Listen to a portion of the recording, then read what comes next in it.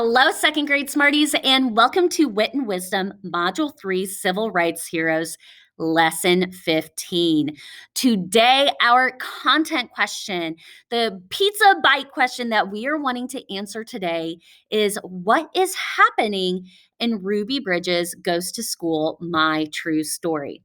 So in our last lesson, we talked about what we noticed and what we wondered about Ruby Bridges' story. Now, that was the second time that we had seen this text. We had seen it the very first lesson with civil rights heroes. So we are trying to answer the question, our pizza slice question. We are going to be answering with our writing, what injustices did Ruby Bridges experience as she walked into the school? So remember, Ruby Bridges was a young African American girl, a first grader who was experiencing segregation during the civil rights movement.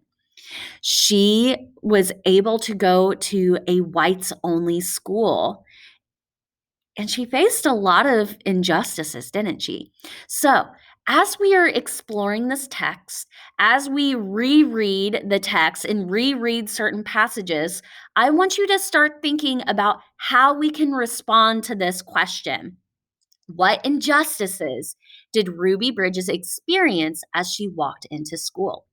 Now, in our last lesson, we talked about narratives, and narratives are a type of writing where it is told in first person point of view. So the narrator is telling their own story. I am going to read the page that you see on the screen, and I want you to tell me what words on page 8 tell us that the book is about the person writing the story. Okay, so listen. What are some words that tell you that Ruby Bridges is the one writing and telling the story? My name is Ruby Bridges. In 1960, I went to kindergarten in a school for Black children. I liked my school. I liked my teacher. I liked my friends. What words in that page told you that Ruby Bridges is the one telling her story? Tell me in the puzzle. So the words that tell us that Ruby Bridges is one, the person that is writing the story, and two, is the person telling the story. The words that tell us that are the words my, that means it belongs to me, my, and the word I. If I see that word I in a narrative or in a text, that means that I, myself, I am the one telling the story. So we know that this is a first person narrative. We know that the writer is telling their own story. Why do you think the grown up Ruby Bridges decided to tell her own story? Why do you think Ruby Bridges decided to tell her own story when she was a grown up? Tell me in the puzzle. So, when we read narratives, we get to understand what the author was thinking and feeling from their own words, right? Ruby Bridges wanted to tell her own story because it was important to her. And it was important to her that children and people learned her story too. So, narratives are amazing texts that help readers have a deeper and a more meaningful connection to the heart and to the mind with what they're reading. So, we are going to be reading this text again. We know that this is a narrative text, and we know that this is from Ruby Bridges' point of view. As we are reading a narrative, we can think of the scape strategy. Say scape for me. So, the scape strategy is understanding what is happening in the text. So, we think of this like story elements. So, as we are reading the narrative, I want you to think, what is the setting in this narrative?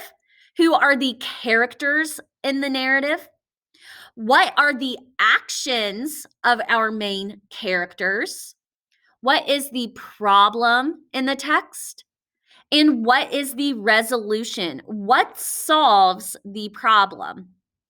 All right, so as we are reading this text for a second time, I am going to pause every once in a while and ask you to think about these narrative elements. What is the setting, the characters, the actions, the problem, and the resolution or the ending? All right, here we go. A long time ago, some people thought that Black people and white people should not be friends. In some places, Black people were not allowed to live in the same neighborhoods as white people. In some places, Black people were not allowed to eat in the same restaurants as white people. And in some places, Black children and white children could not go to the same schools. This is called segregation. The United States government said segregation is wrong. People should live where they want. People should eat where they want. Children should go to school where they want.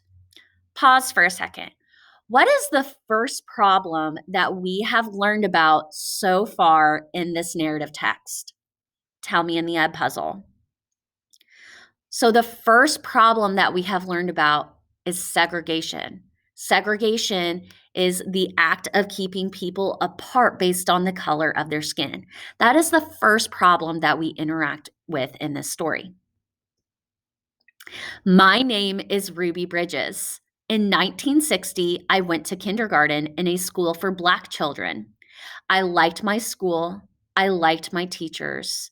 I liked my friends.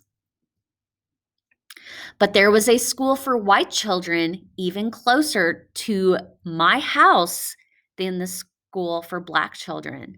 It was the William Frantz Elementary School. The government said Ruby Bridges should be allowed to go to the William Frantz School. We are going to pause. In the ed puzzle, I want you to tell me, who is this text about and where does this text take place? Tell me in the ed puzzle. So we know that our main character or the person who this story is about is Ruby Bridges, and we know that the story is going to take place at the William Frantz Elementary School. In 1961, I was in first grade. My mother took me to the Frantz School. Marshals came with us to make sure we were safe.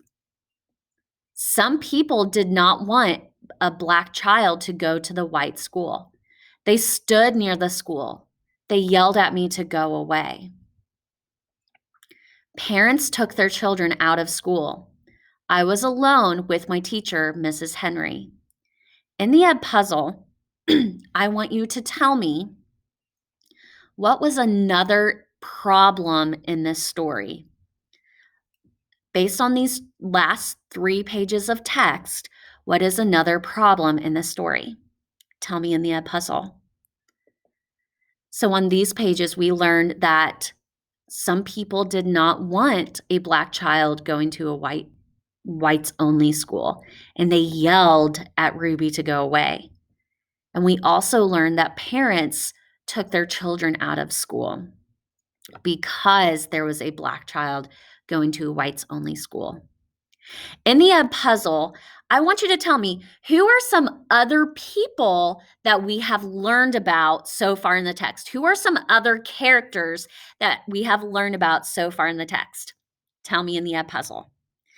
So we have also been introduced to Mrs. Henry, who is Ruby's teacher.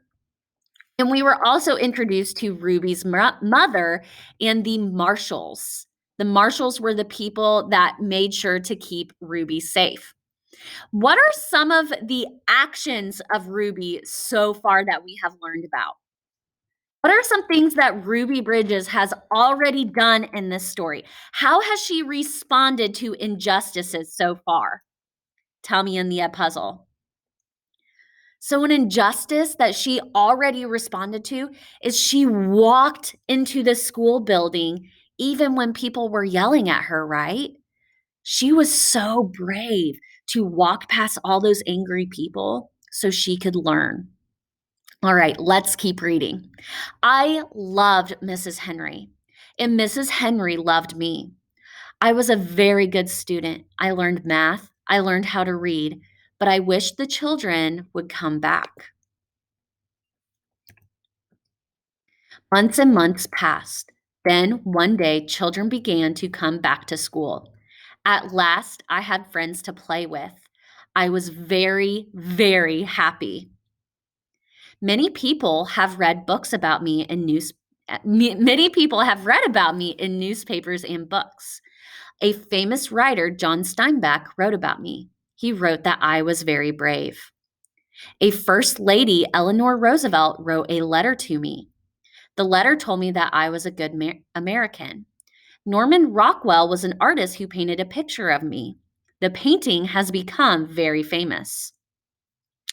Now I am grown up. I am married. I have children.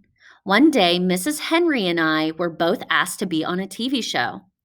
That was the first time we had seen each other in many years. Now we talk to each other often. Now, Black children and white children can go to the same schools. I like to visit schools. I tell my story to children. I tell children that Black people and white people can be friends. And most important, I tell children to be kind to each other. So, what was the ending of that narrative? What was the resolution? What was the fix it to Ruby Bridges facing injustice? How did she respond to that? Tell me in the puzzle. So the ending tells us that when she grew up, she continued to tell her story and to visit schools and to tell kids to be brave and to be kind to each other. So even though Ruby Bridges faced she had injustices against her, right? She had people that didn't want her to learn with white children just because of the color of her skin. And how did she respond to that, Smarties? She was brave. Did she quit going to school? No. So what do you think is the lesson that we can learn from Ruby Bridges' story? What is a lesson that we can learn from Ruby Bridges telling her own story? Tell me in the puzzle. We learn that it's so important to be brave and to keep trying. Even when things are tough or we get stuck in learning pits, or even when we have people that say, you can't do this, keep going, keep trying, keep that growth mindset. Would you say Ruby Bridges had a growth mindset? Did she keep trying?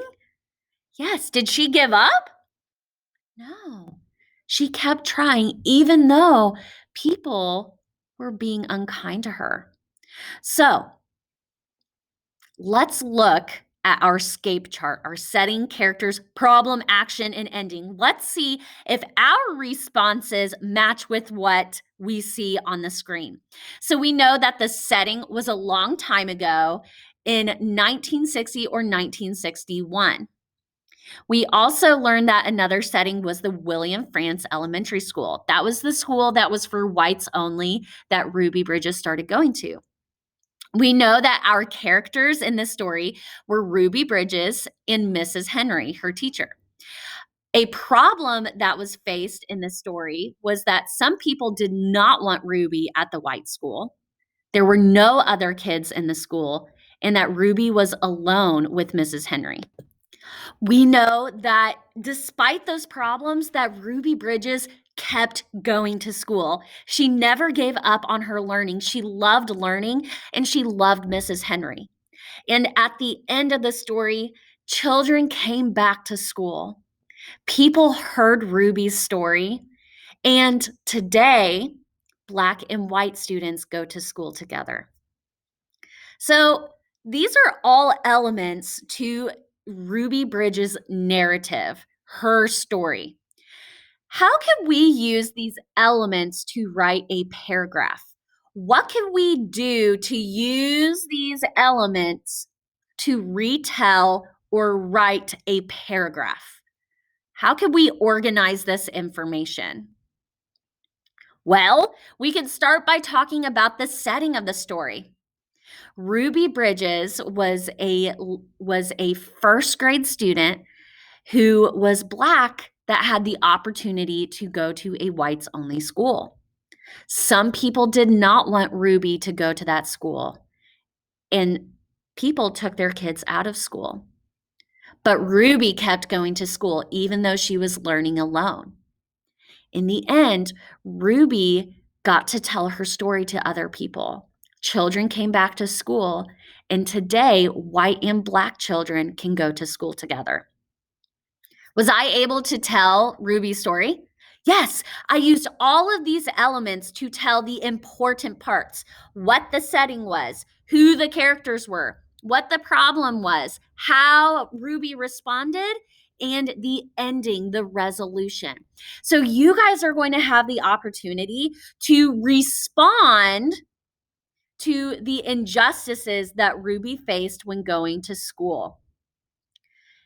And we are also going to have the opportunity to write a first person narrative. So, when we are writing a first person narrative, when we are telling a story from our point of view, we can use that scape chart. We can use that scape chart to help us organize our thinking and our stories for writing. We can think about an event or something that has happened in our lives, and we can organize it based on the setting. So where does your story take place? Does the story you want to tell take place at home? Does it take place at a store? Does it take place at school? Who are the characters in your story? Of course, you are going to be a character. You're the one telling your story, but who else is someone that would be in your story? What is a problem that happened in your story? How did you respond to that problem with actions? And what was the ending of the story? So let's look at an example of how we could use a scape chart to help us organize our key elements for writing a narrative. So let's say that our story is all about us running late for school. I am running late for school. My story takes place at home. I am at home and I am running late for school. I couldn't find my shoes. That is my problem. My brother helped me find them. So, my brother and I are the characters. Our setting is home. My problem is that I can't find my shoes. And my brother and I use teamwork to find them. In the end, we ran to the bus stop and we made it. So, I told a story from my point of view. I talked about my setting, where my story was. I talked about who was in my story, myself and my brother. I told my problem. I couldn't find my shoes. And how my brother and I responded to that problem is we used teamwork to find the shoes. And the ending was that we found them, we ran to the bus stop, and we made it on the bus. So, we are going to be exploring how to use the scape chart to organize our thoughts to write a narrative about a story in our lives. So get excited for that. Narratives are super fun to write, but it's super important to organize our thoughts for our writing so we give our reader the best narrative story ever. All right, Smarties, and let's wrap up with a deep dive. So today we are experimenting with adjectives and adverbs to add detail to writing. So, before we get into this deep dive, what is an adjective? What does an adjective describe? Does an adjective describe a noun or a verb? Tell me in the ed puzzle. A noun is a word that describes a noun. Did I say that right? An adjective is a word that describes a noun. It's a describing word. So my cell phone is silver. I have a silver cell phone. What is the word that describes my cell phone? Silver. Silver is an adjective. I have a thin pen. I have a thin pen. What is the word that described my pen? Thin. Thin means that it is small, that it is skinny. Thin. Adverbs are words that describe how a blank is done. What does an adverb describe? Tell me in the puzzle. An adverb describes how an action is done. It even says it in the word adverb. An adverb can also describe another adverb. So, for example, right now, I am sitting quietly, right? I sit quietly in my seat. How am I sitting? Quietly. So remember, adverbs are words that describe how an action word is done. Remember, adverbs a lot of the time end in what suffix? ly. So we are trying to figure out how we can use adjectives and adverbs to make our writing more interesting. So I have a sentence right here, and it says, "The girl stands." That is a sentence, but I want to add more detail to it.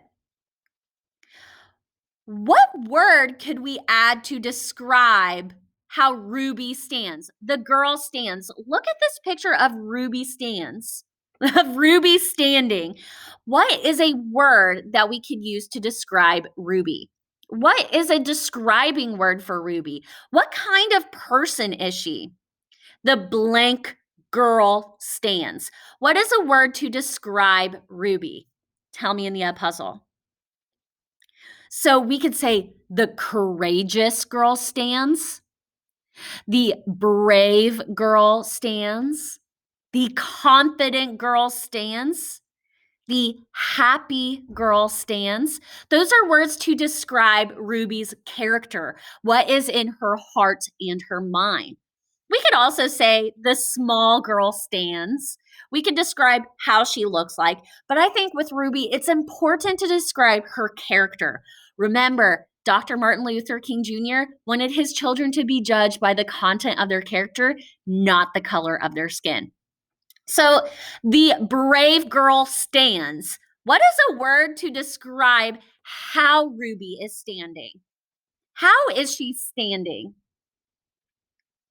What's a word to describe how Ruby is standing in this picture? What are you thinking?